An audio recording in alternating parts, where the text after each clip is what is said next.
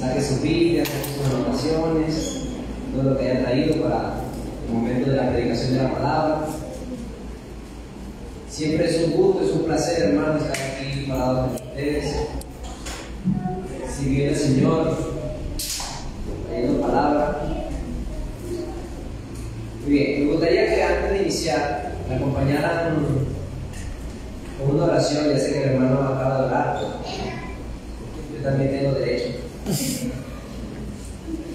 Vamos a inclinar nuestros rostros. Vamos a poner esto en las manos del Señor. Padre de gloria, gracias te damos, Señor, por esta hermosa mañana. Padre, gracias te damos por la salud, por la vida, por tantos privilegios que tú nos das, Dios mío, aunque nosotros ingratamente no los notemos. Te quiero rogar de manera especial, Señor, que seas tú tocando en nuestra vida, hablando en nuestros corazones en esta mañana por medio de la palabra, Señor. Que no sean simplemente palabras vacías, Señor, sino que sean palabras que confronten, palabras que animen, que levanten, Señor, al caído, y que como iglesia, Señor, podamos entender tu voluntad. Señor, reconozco mi debilidad, Señor, sé que no me la sé toda, Señor, no soy el gran predicador, Padre. Sin embargo, al mismo tiempo reconozco tu gloria, Señor, porque de la debilidad ahí donde tú te glorificas, Señor. Qué placer te da a ti, Señor, usar a vasos frágiles, a vasos, Señor, de barro para glorificar tu nombre, Señor, porque en realidad el glorioso eres tú, Señor, no los predicadores. Bendícenos en esta hora, en el nombre de Jesús. Amén. Esta mañana continuaremos con lo que quedamos en el tema de la semana anterior. ¿Recuerdan lo que hayan anotado? La semana pasada el título era La Iglesia de Dios, parte 1. Así que imagínense cómo se llama el tema hoy. La Iglesia de Dios, parte 2. Genial, es una persona muy perspicaz. Muy bien. La semana pasada, para los que no recuerdan o los que no estuvieron, estuvimos considerando cómo fue el nacimiento de la iglesia. Recordábamos que el antiguo pacto se manejaba la iglesia de una manera, o sea, el pueblo de Dios se manejaba de alguna forma, y que cuando llega el Espíritu Santo en Hechos, todo cambia. O sea, hay una completa transformación de lo que es el pueblo de Dios. También vimos el gran contraste entre el Pedro del capítulo 1 y el Pedro del capítulo 2. Pedro en el capítulo 1 le dice: Señor, volveremos a tener los sacrificios, el templo, el reino de Israel. Y en el capítulo 2 vemos a Pedro predicando el Evangelio y diciendo que la única forma de ser salvo es creyendo y arrepintiéndose, no hay nada. Hay algo que les gustó mucho a los hermanos, y es que reconocimos a través de las escrituras que sí se puede comer chancho. Eso fue lo que motivó más a otros. Me gustaría que buscaran en sus Biblias, en Hechos, capítulo 2.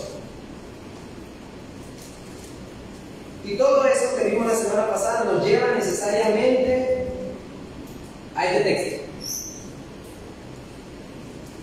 Capítulo 2, versículo del 41 al 47. Vamos a hacer una lectura rápida, recordando lo que pasó en el versículo 37, 38 y 39, cuando se les predicó el Evangelio. Los judíos todos dijeron: ¿qué haremos? Pedro dijo: arrepiéntanse, bautícense. ¿Sí? Pero el versículo 41 nos dice qué pasó después. Dice la palabra del Señor: así que los que recibieron su palabra fueron bautizados, y se añadieron aquel día como 3,000 personas, y perseveraban en la doctrina de los apóstoles, en la comunión unos con otros, en el partimiento del pan y en las oraciones. Y sobrevino temor a toda persona, y muchas maravillas y señales eran hechas por los apóstoles. Todos los que habían creído estaban juntos y tenían en común todas las cosas, y vendían sus propiedades y sus bienes, y los repartían a todos según la necesidad de cada uno. Y perseverando unánimes cada día en el templo, y partiendo el pan en las casas, comían juntos con alegría y sencillez de corazón, alabando a Dios y teniendo favor con todo el pueblo. Y el Señor añadía cada día a la iglesia los que habían de ser salvos. Es un hermoso texto Estos textos que acabamos de leer se les conocen como uno de los grandes resúmenes de lo que era la iglesia primitiva. Más adelante, en otros capítulos, cuando tengan la oportunidad de leer el libro de los Hechos, se van a dar cuenta de que habrán otros resúmenes. Pero lo que estos textos nos quieren decir es que básicamente esto era lo que hacía la iglesia primitiva. ¿Sí? Compartían los unos con los otros, se preocupaban los unos por los otros, oraban juntos, escuchaban la enseñanza de los apóstoles y estaban en el templo siempre. Es un gran resumen, ¿no? Eso es lo que hacía la iglesia primitiva. Pero esta mañana nosotros vamos a tratar de extraer de esos textos en realidad qué significa cada una de esas acciones que la iglesia hacía y cómo nosotros como iglesia debemos repetirlas, imitarlas o mejorar lo que hacemos con debilidad. Y eso me lleva al primer punto de mi mensaje, lo que están anotando, pueden poner allí. Lo primero que hizo la iglesia primitiva fue recibir la palabra y bautizarse. Hechos capítulo 2, versículo 41, leíamos. Quiero que lo leamos nuevamente. Así que los que recibieron su palabra fueron bautizados y se añadieron aquel día como 3,000 personas. Recordemos, hermanos, que este texto, el versículo 41 del libro de los Hechos, del capítulo 2, va a sonar muy complicado, pero viene después de los primeros versículos del capítulo 2. O sea, del capítulo 1, del versículo 1 al versículo 40 viene antes que el capítulo 41. ¿Sí? De manera que cuando dice recibieron su palabra, nosotros podemos fácilmente saber qué palabra recibieron. ¿Sí recuerdan? Leíamos la semana pasada que Pedro se paró frente a la multitud y predicó un gran sermón. Quiero que lo analicemos. Versículo 22. Veamos de qué estaba lleno el sermón de Pedro. Pedro dijo en su primer sermón: varones israelitas, oíd estas palabras. Jesús Nazareno, varón aprobado por Dios entre vosotros con las maravillas, prodigios y señales de Dios, hizo entre vosotros por medio de él, como vosotros mismos sabéis, varón aprobado por Dios entre vosotros con las maravillas, prodigios y señales que Dios hizo entre vosotros por medio de él.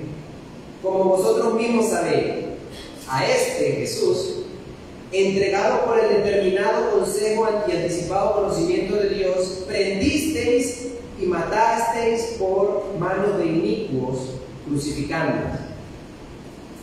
Versículo 24: al cual Dios levantó, suelto los dolores de la muerte, por cuanto era imposible que fuera retenido por ella. Porque David dice de él, aquí Pedro cita un salmo: veía al Señor siempre delante de mí, porque está a mi diestra, no seré conmovido. Por lo cual mi corazón se alegró y se gozó mi lengua, y aún mi carne descansará en esperanza. Porque no dejarás mi alma en el Hades, ni permitirás que tu santo vea corrupción. Me hiciste conocer los caminos de la vida, me llenarás de gozo con tu presencia. Ese es el Salmo 16, cuando tenga la oportunidad lo buscan. Y Pedro traduce, o Pedro explica qué quería decir ese salmo. Dice: varones, hermano, se os puede decir libremente del patriarca David, que escribió ese salmo, que murió y fue sepultado, y su sepulcro está con nosotros hasta el día de hoy. Pero siendo profeta David, y sabiendo que con juramento Dios le había jurado que de su descendencia en cuanto a la carne levantaría al Cristo para que se sentase en su trono, viéndolo antes, David habló de la resurrección de Cristo. Quiero que hagamos una pausa allí. Versículo 27, David dice en el Salmo: porque no dejarás mi alma en el Hades, ni permitirás que tu santo vea corrupción. O sea, David dice: tú no permitirás que yo me quede atrapado en el Hades, en el lugar de los muertos, ni permitirás que mi cuerpo se corrompa, o sea, que me pudra. Más adelante Pedro dice: pero David está todavía en el sepulcro, ya se pudrió. Entonces, ¿de quién está hablando David? Bueno, el versículo de 31, viéndolo antes, habló de la resurrección de Cristo. David no está hablando de sí mismo, está hablando de Cristo. ¿Sí ven? que su alma no fue dejada en el Hades, la de Cristo, ni su carne vio corrupción. Cristo no se pudrió en el sepulcro. Cristo resucitó al tercer día. Porque David no subió a los cielos, pero él mismo dice: dijo el Señor a mi Señor, siéntate a mi diestra hasta que le ponga a tus enemigos por estrado de tus pies. ¿Qué quiero decir con esto, hermano? Que lo primero que la iglesia hizo fue recibir su palabra. ¿Y cuál fue su palabra? Esto que acabamos de leer, el Evangelio. Pedro se puso de pie y predicó el Evangelio. Mire, ese Cristo que ustedes mataron hace pocos días, la Biblia dice que él tenía que morir, pero que iba a resucitar. Y se nos probó con las Escrituras. De manera que lo primero que la iglesia tiene que hacer es creer eso. Creer que Jesús murió y resucitó. El Evangelio, hermanos, es un hecho histórico. No es una historia conmovedora, una fábula, no, es un hecho real. Ocurrió. Jesús murió y resucitó el tercer día. De manera que lo que la iglesia debe creer es eso. Pero noten algo interesante. Y me he topado mucho con ese problema. Y es que las personas piensan, erróneamente, que la forma de que una persona se vuelva creyente o se vuelva miembro de la iglesia es contándole mi anécdota. Yo antes estaba en las drogas, pero el Señor me rescató y ahora vivo bien. Ven a mi iglesia. ¿Es eso lo que Pedro predicó? Por lo que en la Escritura vemos, Pedro no se paró enfrente a decir: mire, yo era pescador y ahora soy apóstol, ya ven, yo también puedo hacer lo mismo con ustedes. No, él predicó: Cristo murió y que resucitó, y que la única forma de recibir el perdón de los pecados, leíamos en el versículo 38, arrepentidos y bautícese cada uno de ustedes. Y ahí es donde entramos al versículo 41, que dice que los que recibieron esa palabra, o sea, creyeron que Jesús era Cristo, el Hijo de Dios, ellos lo creyeron y se bautizaron. Oh, pero ¿qué es el bautismo, hermanos? No voy a entrar en profundidad mucho en el tema porque en el nombre de Dios, dentro de 2 domingos vamos a estar hablando de eso. Creo que van a haber bautizos aquí en nuestra congregación, así que es muy pertinente como que hacer una explicación de qué es el bautismo. Pero estas personas que creyeron en el Evangelio, hermano, lo primero que hicieron fue bautizarse. Creen y se bautizan. No se puede creer en el Evangelio y no bautizarse. Ya les voy a explicar por qué. Porque el bautismo, cuando tú te sumerges en el agua, tú estás diciendo al mundo: yo creo que Cristo murió y resucitó, así que yo morí para el mundo y resucité como Cristo. Eso significa bautismo. Las personas que creen en el Evangelio deben anunciar públicamente que lo creen, y la mejor forma de hacerlo es bautizándose. Ahí tú estás proclamando la verdad, tú estás diciendo: yo morí como Cristo murió para el mundo y voy a resucitar. Por eso nosotros los cristianos evangélicos creemos que el bautismo es por inmersión.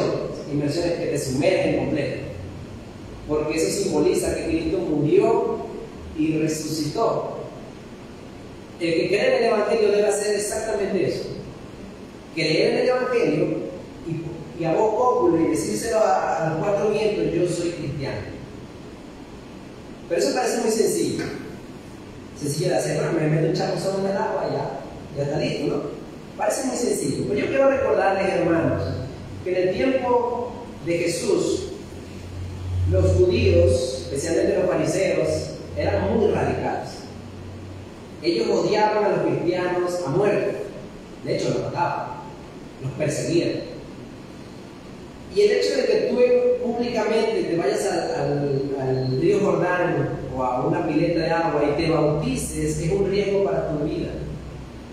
Era un riesgo que se tenía que tomar. Porque tú no puedes decir ser de Cristo y estar escondido. Tú tienes que estar dispuesto a decir: yo soy de Cristo. De manera que el bautismo nos enseña que el cristiano no es una persona que se esconde y que las personas se enteran que es cristiano porque lo vieron en una foto de su iglesia, ¿no? Hace unos meses yo estaba viendo en las redes sociales una red social de mi iglesia, y veo las fotos y de repente yo digo, oye, este hermano yo lo conozco. Yo no sabía que era cristiano y está ahí en la foto ahí con los hermanos. Y no es tremendo, ¿no? Son cristianos escondidos. Entonces, el cristianismo no es para esconderse, el cristianismo se dice a voz pobre. Leamos rápidamente lo que dice Mateo 28. Y van a notar también por qué es importante el bautismo. Jesús, cuando resucitó, le dijo a sus apóstoles, 28, 19. Miren la orden que Cristo le dio a los discípulos. Por tanto, id y hacer discípulos a todas las naciones. ¿Haciendo qué? Bautizándolos en el nombre del Padre y del Hijo y del Espíritu Santo. Es un mandato. Los apóstoles lo entendieron y por eso cuando le predicaron a los 3.000, todos fueron bautizados. Me imagino el relajo que habrá sido eso, 3.000 personas bautizándose. Eso habrá sido 10 por minuto, más o menos. Siguiente, no, se van cansados esos apóstoles. Pero 3.000 personas. Me imagino que no estaban contando a los niños y a las mujeres, porque en las escrituras de la Biblia no se contaban a las mujeres. Siempre se decía, se reunieron 5.000 personas sin contar a los niños y a las mujeres. O sea, que eran como 15.000. O sea, que si dice 3.000, eran como 9.000 personas entraron a la iglesia. Tremendo, ¿no? Yo no. Una rutina de ejercicio bien heavy, siendo cálido. Pero lo importante es que cuando Cristo se fue, cuando Cristo resucitó, dio esa orden. Tú tienes que predicar el Evangelio y bautizar a las personas que creen. Porque es necesario que esa persona se identifique como hijo de Dios, se identifique como cristiano. El bautismo es una identificación. Pero noten también en el versículo 41 que dice que luego de creer, luego de bautizarse, se añadieron aquel día como 3.000 personas. ¿Se añadieron a dónde? A la iglesia. De manera que para tú ser miembro de una iglesia, es indispensable, número uno, que tú creas el Evangelio, lo creas. Yo lo creo. Y segundo, que te bautices. Es necesario, hermano, porque no se puede aceptar a una persona, decir tú eres miembro de esta iglesia, si esa persona no es capaz de decir públicamente que es miembro de esa iglesia. ¿Sí? La iglesia no es para camaleones, la iglesia es para personas reales, personas que digan yo soy miembro. Así que te invito, hermano, si tú no has sido bautizado, si tú no has tenido esa oportunidad, no has querido, consideres este mandamiento de Cristo, bautiza en el nombre de Jesús. Y eso nos lleva a la segunda cosa que podemos observar en los textos, y en el versículo 42. Y este es el segundo punto. Versículo 42. Y perseveraban en la doctrina de los apóstoles, en la comunión unos con otros, en el partimiento del pan y las oraciones. Este texto yo lo dividí en dos partes para estudiar primero qué es perseverar en la doctrina de los apóstoles y luego cuál es el partimiento del pan y la comunión, ¿no? Punto número 2, perseverar en la doctrina apostólica. Hay una diferencia entre el versículo 41 y el versículo 42. En el versículo 41 ellos creyeron la palabra del Evangelio, pero en el versículo 42 ellos crecieron en la palabra del Evangelio. Es diferente. Hay personas que tú le predicas, Cristo hizo esto, pasó 1, pasó 3, y murió por ti y resucitó. ¿Vas a creerlo? Amén. ¿Creen? Y es cristiano. Dios lo selló con su espíritu. Pero eso no se queda allí. Ahora esa persona debe crecer, como dice el texto, perseverar en la doctrina. Nosotros, hermanos, no los invitamos a venir a la iglesia a congregarse fielmente los domingos, la casa de vida los viernes, y los estudios bíblicos, cuando hay estudios bíblicos. No los invitamos porque es que a nosotros nos gusta verle la cara y chévere los chistes que se tiran. No, lo hacemos porque es necesario que todos crezcamos en la doctrina. Hay personas que tienen dudas. Dice, hermano, ¿será que cuando yo creo y peco pierdo mi salvación? Pues ahí es necesario que explique la doctrina. Hermano, ¿y si ¿Un cristiano puede apostar? Ahí es necesaria la doctrina. Hermano, yo me puedo casar y divorciar cuantas veces quiera. Ahí está la doctrina. Por eso es necesaria la doctrina. Para aclarar esos puntos, porque si bien es cierto, el Evangelio es un mensaje básico y sencillo, la doctrina es larga y extensa. No más mire, hermano, mire, les presento. Este pequeño libro, Dios no me escribió por gusto. Él quiere que tú conozcas toda la Escritura. Fíjense lo que dice 2 Timoteo capítulo 3, versículo 16. ¿Para qué sirve la Escritura? Dice, toda la Escritura es inspirada por Dios, toda. Quiero que resalten eso, toda, desde Génesis hasta Apocalipsis. No, es que a mí no me gusta el libro de los Salmos, muy largo. Toda la Escritura es inspirada por Dios y útil para enseñar, para redarguir, para corregir y para instruir en justicia. ¿Para qué sirve la Escritura? Para instruirnos en justicia, para que usted crezca como creyente. De manera que la iglesia primitiva lo primero que hizo fue creer en el Evangelio, bautizarse y perseverar en la doctrina. No es que ellos escucharon la palabra y se fueron cada uno a su casa a vivir como le provocó, ¿no? Yo me imagino que Cristo es ejemplo, ¿no? Yo me imagino que yo sí puedo apostar, yo me imagino que yo sí puedo cambiar de mujer como cambio de calzoncillo. No, así no fue. La iglesia se unió en la doctrina, creció en la doctrina, se preocupó por la doctrina, porque esa es la voluntad de Dios. Nuevamente vayamos a Mateo 28. Me gustaría que el proyecto lo hiciera. Mateo 28, versículo 20. Además de Cristo mandarnos a predicar y bautizar a las personas, también Cristo nos mandó en el versículo 20, enseñándoles que guarden todas las cosas que os he mandado. ¿Qué significa eso, hermano? ¿Qué significa enseñar? Doctrina. Yo sé que suena fea la palabra, porque lo asociamos con adoctrinamiento. No, la doctrina no es una palabra mala, es una buena palabra. Doctrina significa enseñanza. ¿Y qué dice Jesús? Enseñándole que guarden todas las cosas que os he mandado. Y aquí yo estoy con todos vosotros, estoy con vosotros todos los días hasta el fin del mundo. Amén. Texto muy conocido. Pero el mandamiento es enseñar. No, hermano, me he topado con personas que tienen ministerios, o sea, predican la palabra, salen a la calle y ponen una tarima bacán y predican a Cristo. Mire, Cristo murió, resucitó bacán, pero ellos no se comprometen con nada. Viene una persona, no, yo creo en Cristo, ya, ora por él y ya nunca más lo vive. Le da igual, ¿no? Ese no es el mandamiento es predican, bautízalo y enséñalo. No puede separar las cosas. Y la iglesia primitiva lo hacía. La iglesia permanecía junta en la enseñanza. De manera que la vida del creyente empieza con el Evangelio y se mantiene con el Evangelio. Creces en el Evangelio y creces en el Evangelio. Toda la Biblia hay que estudiarla, hermano. Y tenemos tiempo. Yo me considero muy joven, ¿no? Yo creo que espero en el nombre del Señor que el Señor me dé unas décadas más de vida. Yo creo que sí me da tiempo de estudiar y conocer su palabra bastante, ¿no? Porque ¿por qué no conocerla? Si es tan hermosa, llena de promesas, llena de bendiciones, llena de exhortaciones y de palabras. Te quiero contar una anécdota. El viernes estuvimos en la casa de vida del caballero, un momento muy bonito lo que tuvieron, un momento muy grato. Y es interesante porque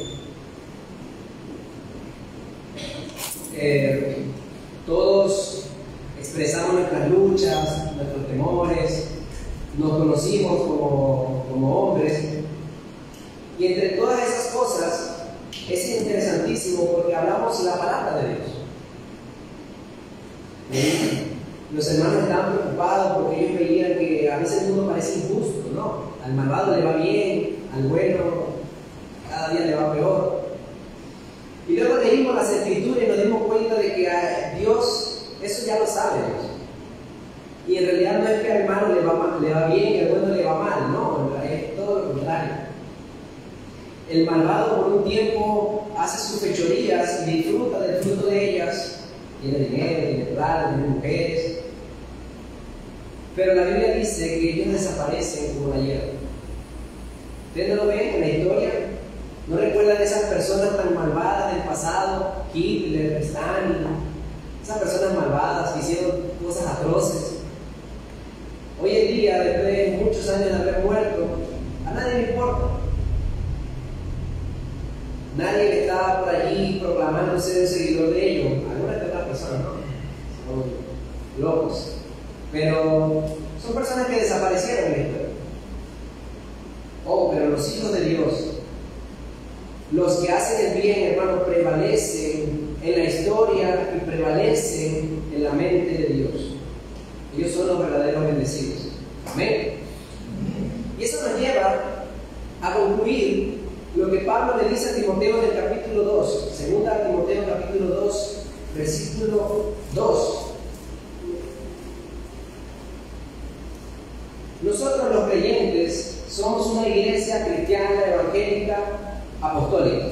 Y les explico por qué. No porque nosotros tengamos apóstoles hoy en día. Nosotros no creemos en eso. Los apóstoles ya no están. Pero nosotros somos apostólicos porque nosotros seguimos las enseñanzas de los apóstoles. ¿Me deben entender? Todas las cartas del Nuevo Testamento escritas por apóstoles, nosotros las practicamos. Y Pablo le dice a Timoteo en 2 Timoteo capítulo 2 que esa enseñanza que él como apóstol le enseñó a Timoteo, ¿qué dice? Lo que has oído de mí ante muchos testigos, esto encarga a hombres fieles que sean idóneos para enseñar también a otros.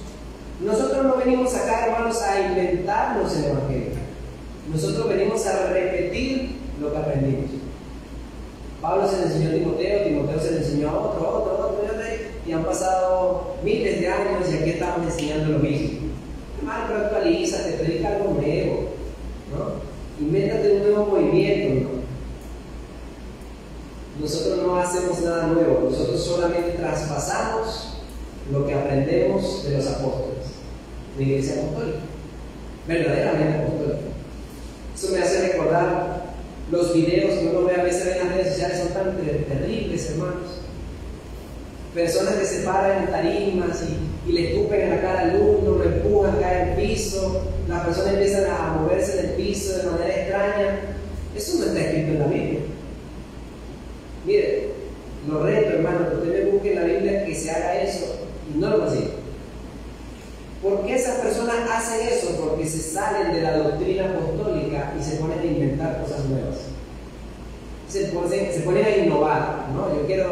Yo creo que Dios quiere que hagamos esto, vamos a hacerlo, ¿no? Inventan cosas nuevas, incluso hasta uniformes se ponen en algunas iglesias, ¿no? Porque a Dios no le gustan los otros colores, le gusta este color. ¿De dónde sacan eso? Personas que no perseveran en la doctrina, como lo hizo la iglesia primitiva. La iglesia primitiva perseveró en la doctrina apostólica. Ellos estaban juntos a los apóstoles aprendiendo de ellos. Y eso nos lleva a nuestro tercer y último tema, versículo 42, que nos dice lo siguiente: perseverando y perseveraban en la doctrina de los apóstoles, en la comunión unos con otros. Punto número 3, la comunión unos con otros. Quiero definir, hermanos, ¿qué es comunión? La palabra comunión viene del griego koinonia, una palabra griega que se lee de esa manera, koinonia. Y básicamente es unión común. Estar unidos en un común. No comunismo. No, es otra cosa, es una aberración. Común unión. La común unión es cuando tú te juntas a otra persona que, a pesar de las diferencias, tú buscas la forma de unirte a esa persona. Este es un claro ejemplo, hermano, nosotros como iglesia. Aquí hay gente de todas las edades, aquí hay personas de todos los extractos sociales, hay personas que tienen más dinero que otras, hay personas que son más estudiadas que otras, hay personas que tienen más hijos, otros que están solteros, otros que son jóvenes, adolescentes, un grupo variado. Pero ¿qué tenemos en común nosotros? A Cristo. La sangre de Cristo nos lavó a todos y nos hizo hermanos en Cristo. ¿Amén? Y la iglesia primitiva tenía eso en específico, era una iglesia que estaba unida. Fíjense cómo se traduce eso, versículo 42 decíamos, dice, en el partimiento del pan y en las oraciones. Pero que yo no como pan, hermano, no literalmente eso. Partimiento del pan significa compartir, pasar tiempo juntos como familia. No es lo que hacemos nosotros con nuestra familia, nos invitamos a comer a la casa, salimos a shopping, nos vamos y comemos juntos. Bueno, el llamado de Dios a la iglesia es que hagamos eso, que tengamos momentos juntos en familia. No, yo vengo solo a la iglesia a escuchar al hermano predicar. No, eso no es ser iglesia. Ser iglesia es la palabra, claro que sí, la palabra es el centro, pero la comunión es indispensable. La comunión es necesaria, hermano. Comunión. No quiero salirme de lo que estamos hablando hoy, pero no existe tal cosa como un evento súper especial llamado primera comunión. No existe. La comunión es diaria. ¿Me voy a entender? La Biblia dice comunión unos con otros en el partimiento del pan. Versículo 45. Quiero que lo lean. ¿Qué es la comunión? Versículo 45. Vendían sus propiedades y sus bienes y lo repartían a todos según la necesidad de cada uno. Versículo 46. Y perseverando unánimes cada día. Esa es la comunión. Número uno, que tú te preocupes de la necesidad de tu hermano. Esta mañana hablábamos por la necesidad de los hermanos. Eso es comunión, hermanos.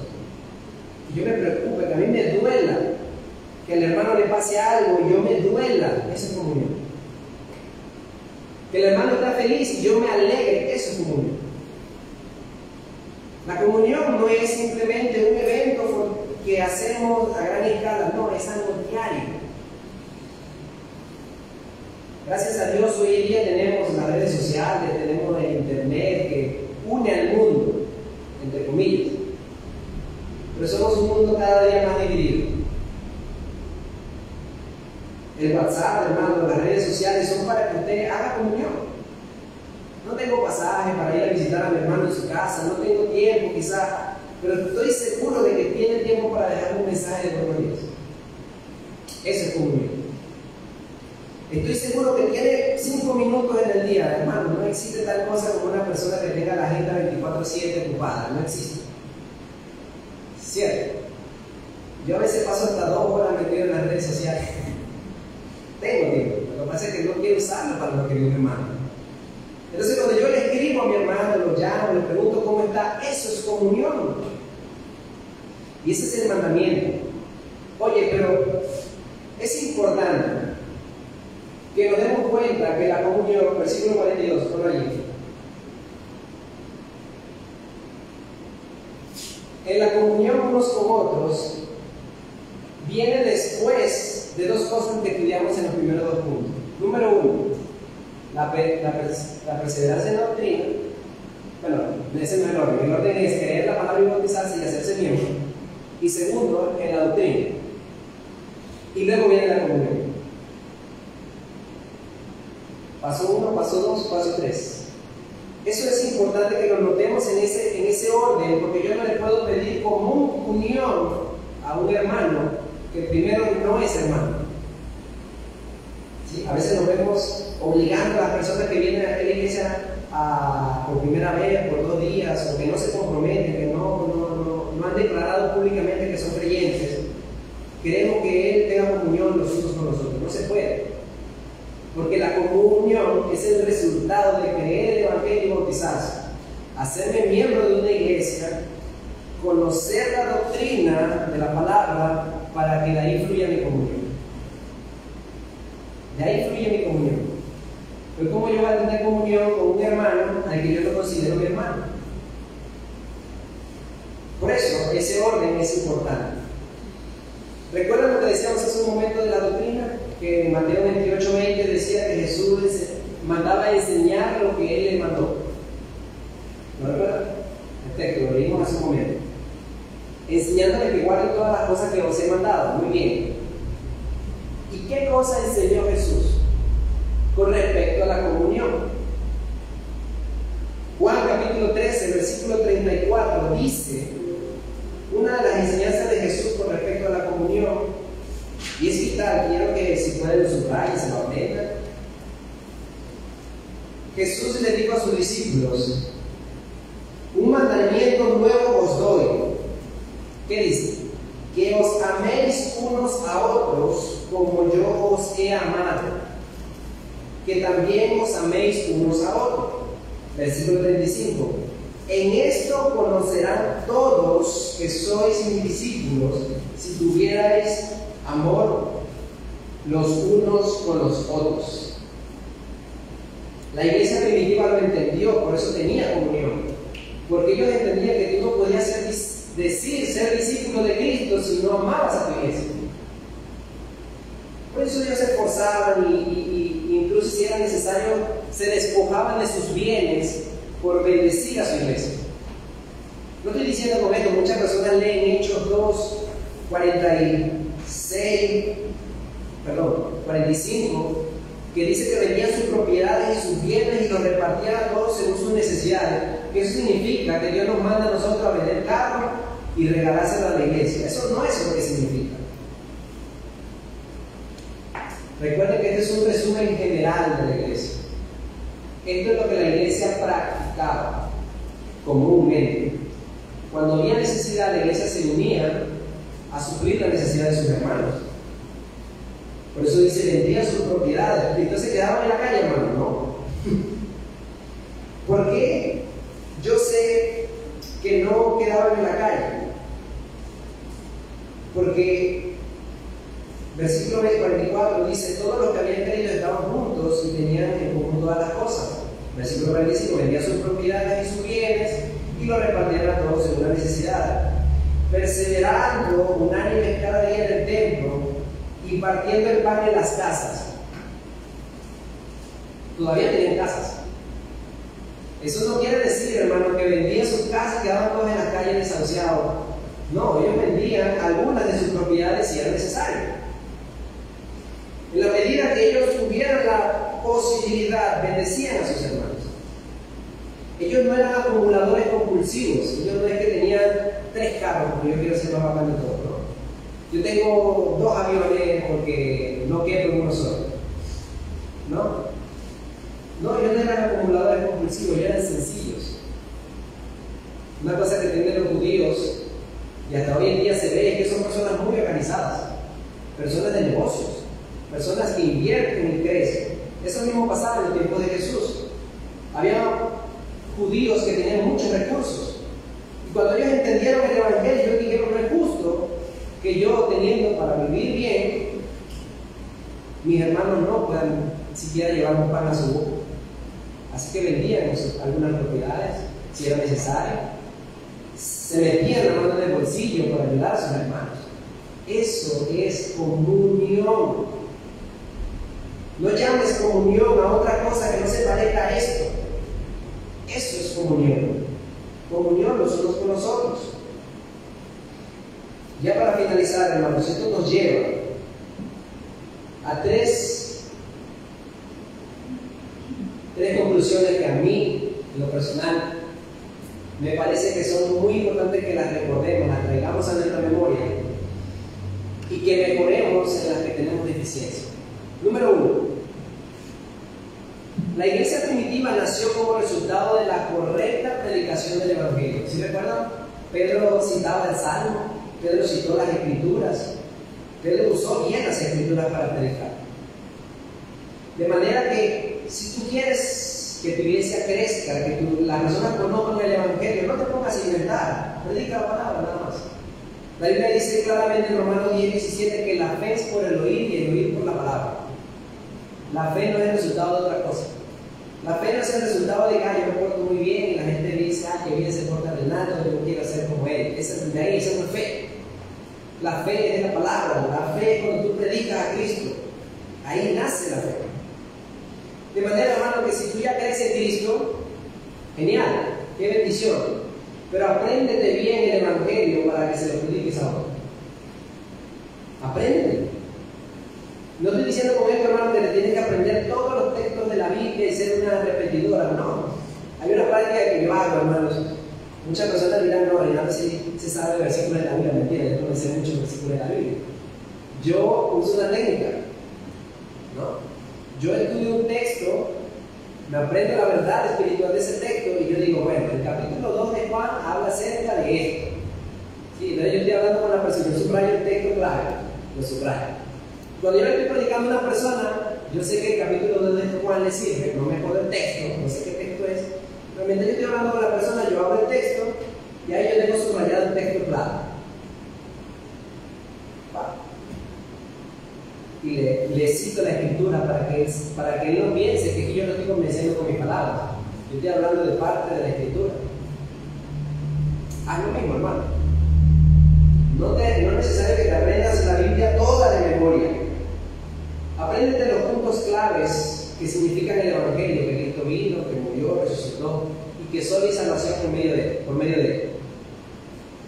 Subraya en tu Biblia. Y cuando le predicas a una persona, usa la Biblia. No creas que alguien va a creer en el Evangelio porque tú hablas bonito. Usa la Biblia porque la fe viene por el oír y el oír la palabra. Punto. No es mi propia fuerza, no es mi verdad, no es mi filosofía de vida. Es la Biblia la que va a salvar a las personas. La iglesia primitiva creyó la palabra y se bautizó. Lo segundo que aprendemos es que esta iglesia estaba fundada sobre la verdad de la doctrina. No era una iglesia que se inventaba nuevos movimientos, no era una iglesia que era creativa.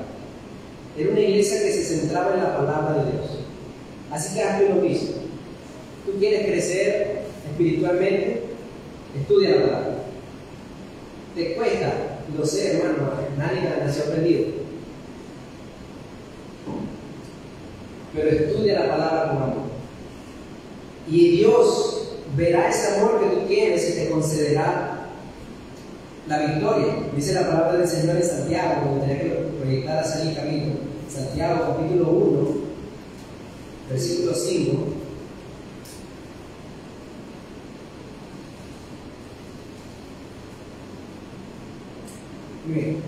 Miren esta promesa, hermanos.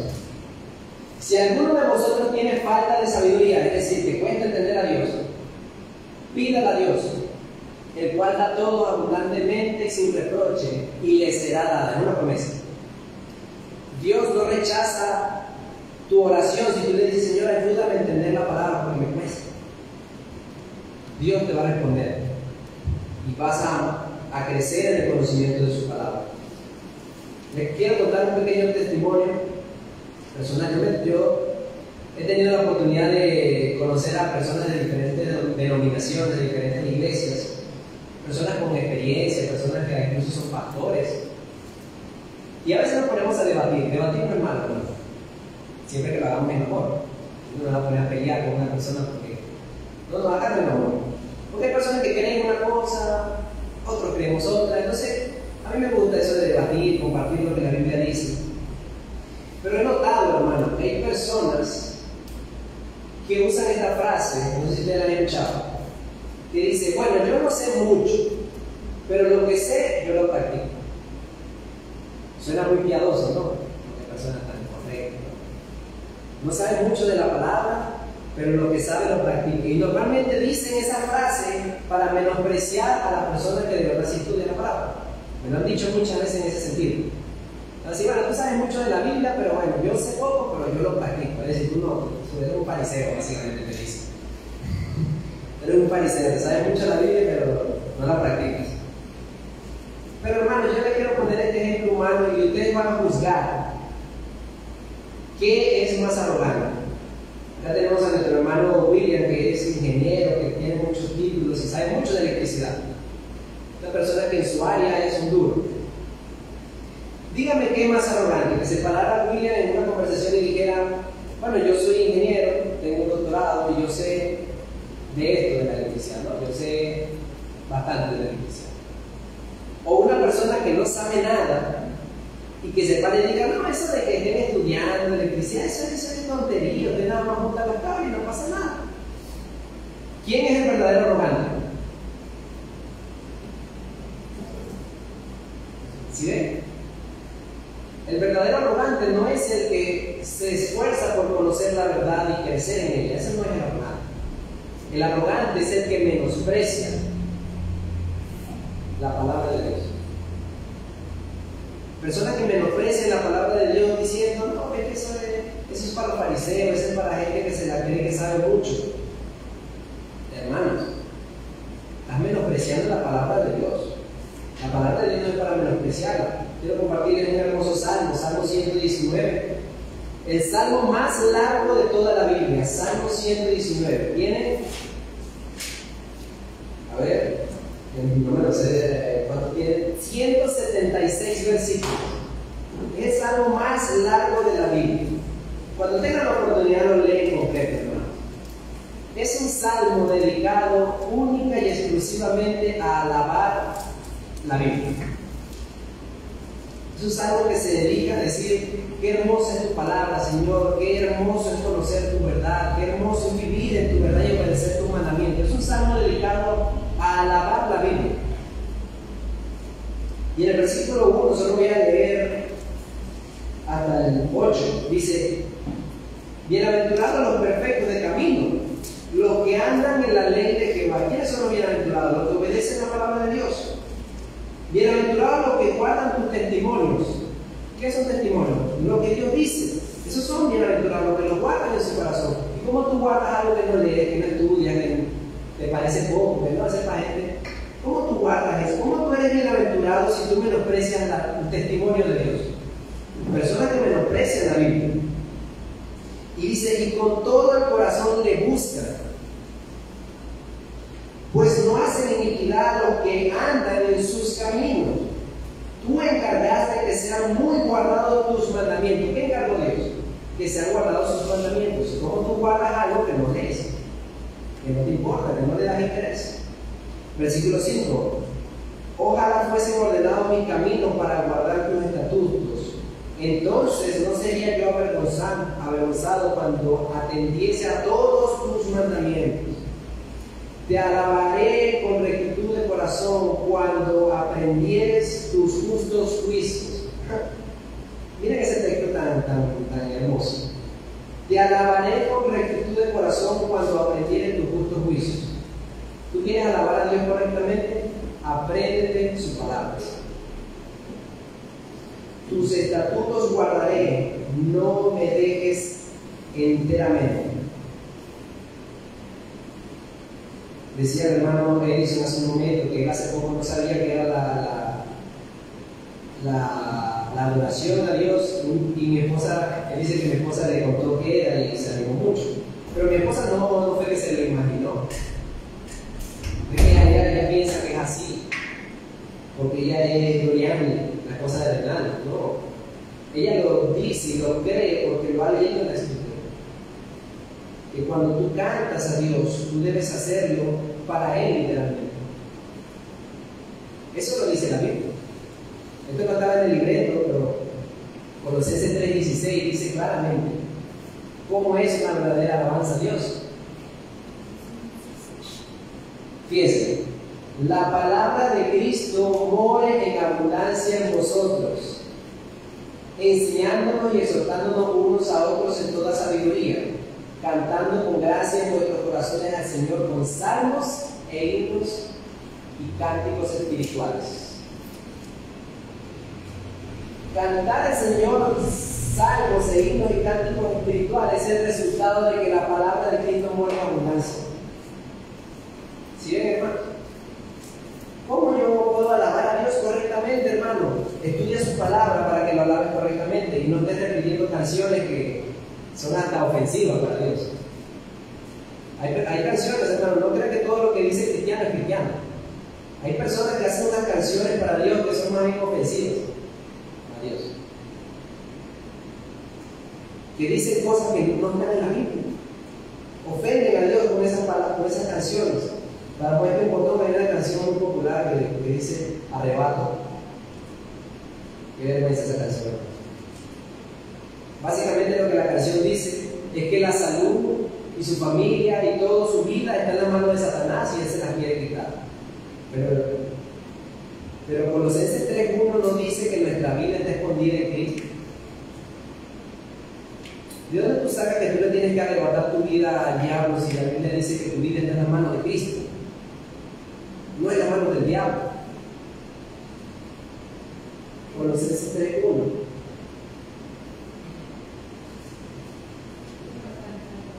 Colapsó la lágrima. Hay que arrebatarle la lágrima al diablo.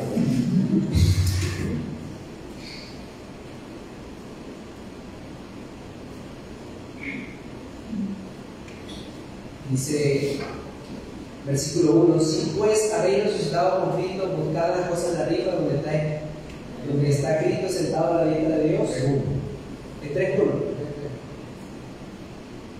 Exactamente. Porque habéis muerto y vuelto. Exactamente, gracias hermano. Ya como yo no me sé la Biblia de memoria. A veces me pasa eso, cuando me sale el libreto me equivoco en los textos. Porque habéis muerto y vuestra vida está escondida en Cristo con Dios. Gloria al Señor, aleluya. Yo no tengo que arrebatarle mi vida al diablo porque mi vida está en la mano de Dios, no es la del diablo.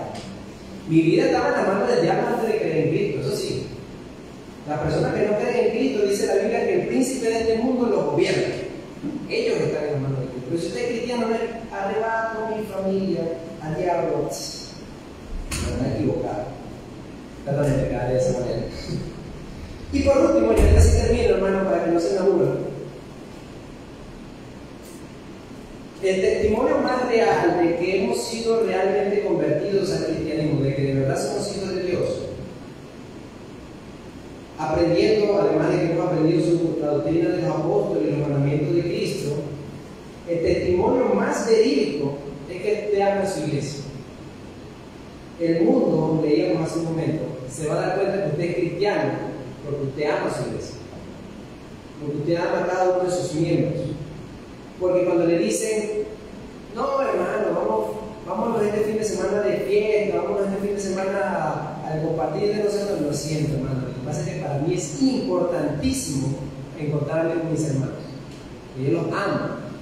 Yo no puedo darme el gusto de que el hermano haya dedicado 3-4 días a estudiar un mensaje para traerme el domingo y que yo simplemente me vaya a comer carne asada y dejarlo plantado. Eso no es amor. Yo no puedo darme el gusto de que el ministerio de alabanza venga y ensaye hasta medianoche, hasta las 9 de la noche aquí, y yo perderme esa bendición que ellos han preparado para mí. Y más aún, yo no puedo darme el gusto a veces de malgastar mis recursos en cosas que no edifican mi vida, habiendo personas en mi iglesia que tienen necesidad y yo pudiendo bendecir. Con esto termino, hermanos. Que el Señor nos ayude a entender qué es la iglesia. Cierre sus ojos. Padre de gloria, gracias te damos, Señor, por esta hermosa mañana. Señor, gracias te damos porque tu palabra es clara, tu palabra es real, tu palabra, Señor, es vida. Y por medio de tu palabra, Señor, tú nos has mostrado cómo debe actuar tu iglesia. Oh Dios mío, que tu iglesia no es simplemente un club social, un lugar donde yo vengo los domingos a perder mi tiempo. No, Señor, tu iglesia es ese tesoro tan precioso por el que tú viniste a morir. Y es la voluntad tuya, Señor, que cada uno de nosotros cumpla en su iglesia el rol que tú le has puesto. Oh Dios mío, ayúdame a amar a mis hermanos, ayúdame, Señor, a comprender tu palabra, a vivir por medio de ella, Señor, y que en medio de la tristeza yo pueda consolar a mi hermano triste, que en medio de la alegría yo pueda alegrarme con mi hermano alegre. Oh Señor, pero por sobre todo que yo pueda mostrarle al mundo que existe una iglesia donde Cristo está gobernando. Porque donde tú gobiernas, como decía el Salmo, mirad cuán bueno y cuán delicioso es habitar los hermanos juntos y en armonía. Y finaliza ese Salmo diciendo, porque allí envía Jehová bendición y vida eterna. La bendición y la vida eterna viene cuando el pueblo de Dios está unido, junto y en armonía. Señor, gracias por esa palabra, Señor. Bendícenos y llévanos con bien, bendícenos y ayúdanos a entender, Señor. Perdónanos porque te hemos fallado infinidad de veces. En el nombre de Jesús, amén.